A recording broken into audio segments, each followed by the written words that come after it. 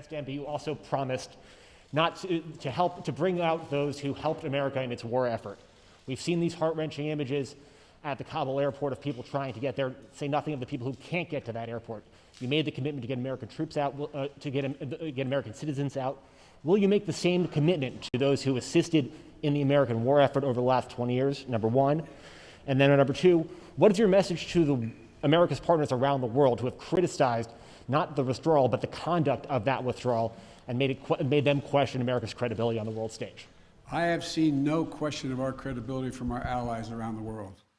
I've spoken with our NATO allies. We've spoken with NATO allies, the Secretary of State. Our National Security Advisor has been in contact with his counterparts throughout the world and our allies, as has the General, I keep calling him a General, but my Secretary of Defense.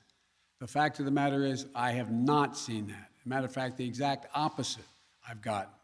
The exact opposite thing is we're acting with dispatch. We're acting, committing to what we said we would do. Look, let's put this thing in perspective here. What interest do we have in Afghanistan at this point with al-Qaeda gone? We went to Afghanistan for the express purpose of getting rid of al-Qaeda in Afghanistan, as well as getting Osama bin Laden. And we did.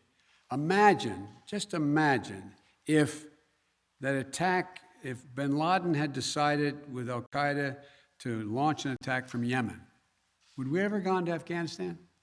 Would there ever be any reason we'd be in Afghanistan? Controlled by the Taliban?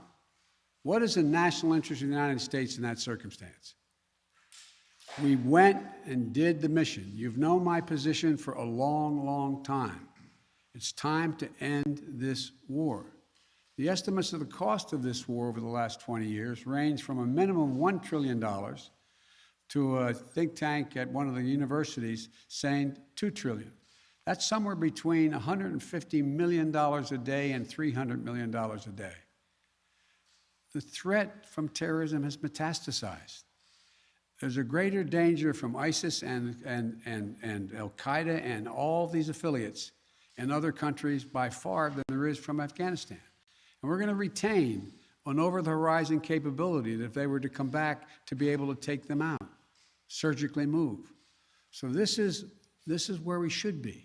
This is about America leading the world, and all our allies have agreed with that. And by the way, before I made this decision, I was at the G7, as well as met with our NATO partners.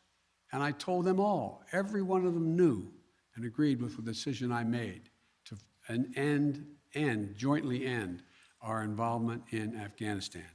The first part of your question was, I can't remember now. Would you commit to the same commitment? Would you make the same commitment to bring out Afghans who assisted in the war effort? Yes, we're making the same commitment. There's no one more